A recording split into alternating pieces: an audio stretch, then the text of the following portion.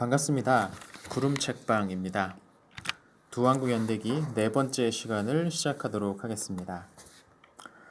북부 지역에서 여로보암이 새로운 왕조의 일들로 바빴던 무렵에 예루살렘의 르호보암은 뭘 하고 있었을까요? 세겜 협상에서 좀 멍청한 실책을 했던 르호보암이었지만 이후 어느 정도 정신을 차렸던 걸로 보입니다. 앞서 여로보암 이야기 때 언급했는데 북부 왕국의 새로운 종교 정책 때문에 남쪽으로 많은 레위인들, 제사장들이 이주했다고 했는데요. 이들이 르호보암의 통치를 도왔다는 거죠. 이때 성경은 그들이 3년 동안 르호보암을 강성하게 했다고 기록합니다. 아마도 주기 초 3년여 동안은 큰 위기 없이 지낼 수 있었던 것 같습니다. 여로보암과 마찬가지로 르호보암 역시 자신의 왕권을 강화하기 위한 여러 조치들을 하고 있었습니다. 그 대표적인 것이 혼인 정책이었습니다. 르호보암의 부왕이었던 솔로몬은 인근의 다양한 지역의 유력자들의 딸과 정략 결혼을 통해서 왕국의 힘을 유지했습니다. 때문에 르호보암의 어머니는 암몬 출신이기도 했습니다. 아마 암몬 왕의 공주거나 유력한 귀족의 딸이었겠죠. 요단강 동편의 암몬은 바로 북부 왕국과 경계를 맞대고 있었기 때문에 르호보암의 통치를 측면에서 지원해주는 그런 역할도 할 수 있었을 겁니다. 물론 좀 다른 부분에서도 이 암몬의 영향력이 있었는데 이건 뒤에서 다시 언급하겠습니다.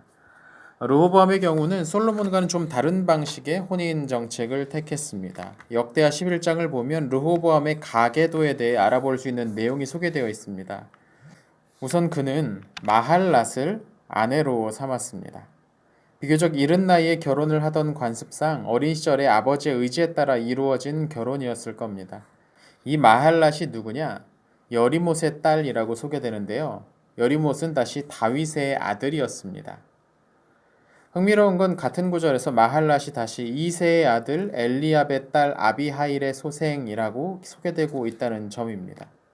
그러니까 정리하자면 마할랏의 아버지는 다윗의 아들, 즉 솔로몬의 이복 형제였던 여리못이었고 어머니는 다윗의 형제인 엘리압의 딸 아비하일이었다는 거죠.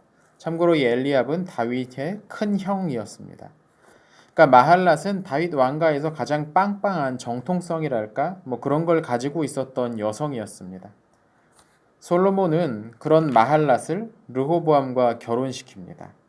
이는 르호보암의 외가가 암몬족과 연결되어 있다는 점을 고려한다면 아들에게 정통성을 더해주려는 방책이 아니었을까 싶습니다. 근데 아마도 이 어린 시절 이루어졌을 이 결혼이 르호보암에게 큰 만족을 주지 못했던 것 같습니다. 르호보암은 이후 다시 압살롬의 딸 마아가와 결혼을 합니다. 아마 이번에는 본인의 의사가 좀 더 반영되었던 것 같습니다. 이 사이에서 아비야가 태어났는데 르호보암은 마할랏과의 사이에서 먼저 태어났던 아들들을 제치고 이 아비야를 자신의 후계자로 삼죠. 마아가의 아버지로 소개되고 있던 압살롬은 우리가 잘 아는 다윗 왕의 아들이자 쿠데타를 시도했다가 죽었던 바로 그 사람입니다. 하지만 우리는 압살롬에게 아들 셋과 딸이 하나 있었고 그 딸의 이름은 다말이었다고 알고 있죠. 그럼 다말이 마아가냐? 그건 아닌 것 같습니다.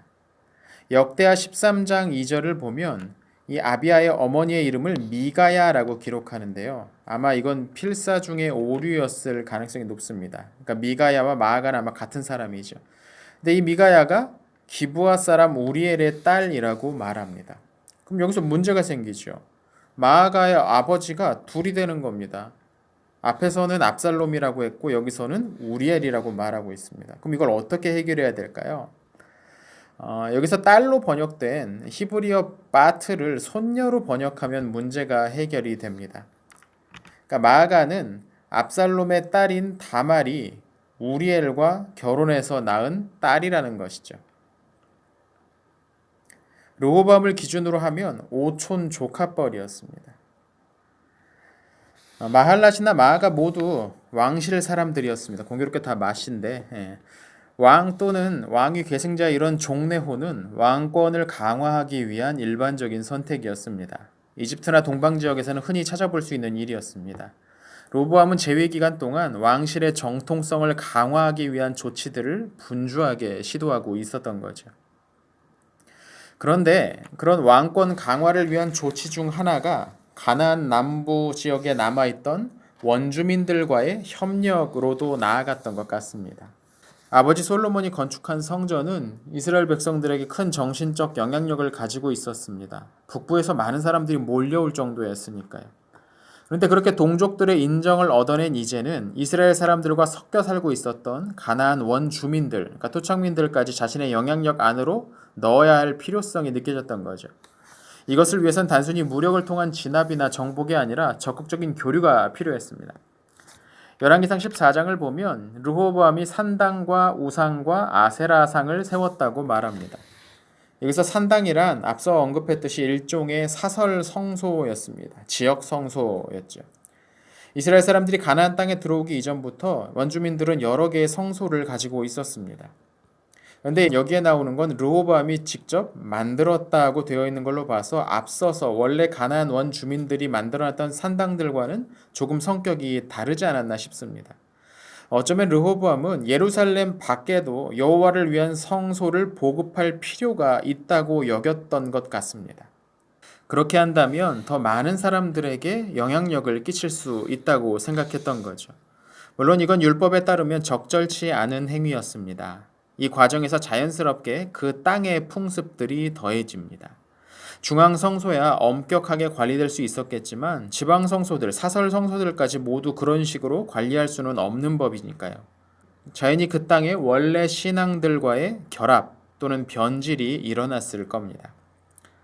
또 한 가지 르호보암은 남색하는 사람들을 용납했다는 기록도 남아 있습니다. 여기서 남색하는 사람이라는 근동 지역에 흔히 존재했던 성창 등을 말합니다. 성창이란 신전에서 성관계를 맺는 남녀 사제들이죠.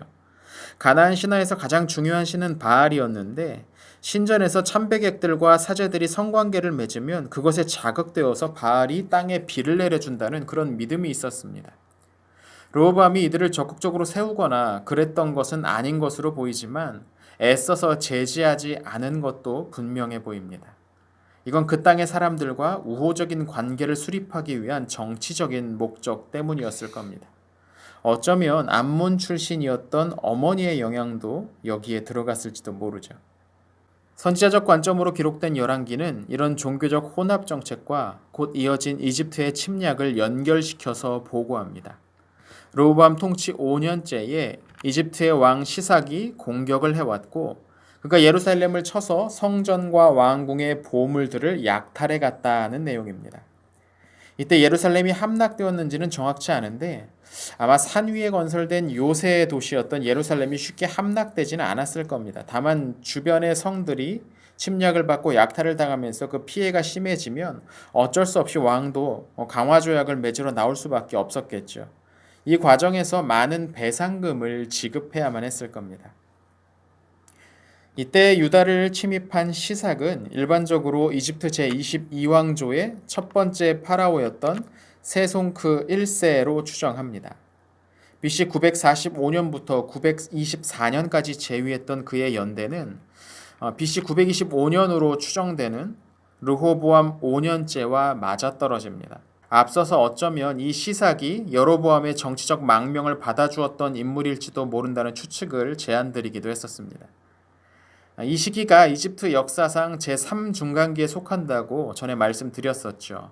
이집트 제22왕조의 파라오들은 이집트 혈통이 아니라 리비아 혈통을 이어받고 있었습니다. 그런데 재밌는 건 성경에도 그가 몰고 온 군대 가운데 리비아 사람들이 있었다고 언급하고 있다는 점입니다. 아주 정확한 기록이죠. 세손코 1세는 강력한 군대의 힘으로 새로운 왕조를 세웠던 인물입니다. 원래는 나일강 하류, 그러니까 삼각조 시대를 근거지로 삼고 있었는데 당시 상류 지역은 아문 신전의 사제들이 지배하고 있었죠. 세손크는 자신의 아들인 니무롯에게 군사를 내어주면서 나일강 중부 지역을 점령해서 다스리도록 합니다. 그리고 또 다른 아들인 이우프트를 아문 신전의 대사제로 만들기도 하죠. 또 자신의 딸을 아문 신전의 서열 3위였던 사제와 결혼을 시키기도 합니다. 그렇게 이집트 전역을 자신의 영향력 아래 넣은 후에 본격적으로 가나안 지역의 진출을 시도했던 것 같습니다. 그리고 르호보암은 이것을 제대로 막아내지 못했던 겁니다. 이때 다시 한번 스마야 선지자가 등장합니다. 그는 르호보암이 잘못된 종교 정책을 폈고 지금 일어나고 있는 일은 하나님의 징계라고 선언합니다. 얼마 후에 세손크가 배상금을 받고 물러갔는데 딱 1년 후에 세상을 떠나죠. 르호보암으로서는 다행히게도 세손크의 후계자였던 오소르콘 1세는 아버지와는 다르게 해외로의 원정에 큰 관심을 두지 않았습니다. 대신 그는 대규모의 건축 사업에 집중했던 것 같습니다. 르호보암은 이후 대대적인 국경 강화 작업에 돌입합니다. 지금 보시는 것이 역대기 11장에 소개되는 르호보암이 건축한 도시들인데요. 아예 새롭게 세운 것이라기보다는 이전에 존재했던 성읍과 성들을 강화했다고 보는 게 적절할 겁니다. 르호보암은 이들을 방어 거점으로 삼아서 물자를 비축하고 특별히 파견된 지휘관들과 수비대를 보내서 지키게 합니다. 근데 그 위치를 보면 예루살렘을 중심으로 남쪽과 서쪽에 치중되어 있죠. 그러니까 이 방어 작업의 대상이 북왕국보다는 이집트였다는 것을 짐작할 수 있는 부분입니다. 물론 이런 일들은 하루아침에 다 끝날 수 없는 것이었습니다. 아마도 르호보암의 남은 통치 기간은 왕국의 방위를 강화하는 데 집중했던 것 같습니다. 그리고 다행히도 이 시기 북부의 여로보암도 별다른 움직임을 보이지 않습니다. 그 이유는 다음 시간에 설명해 드리겠습니다.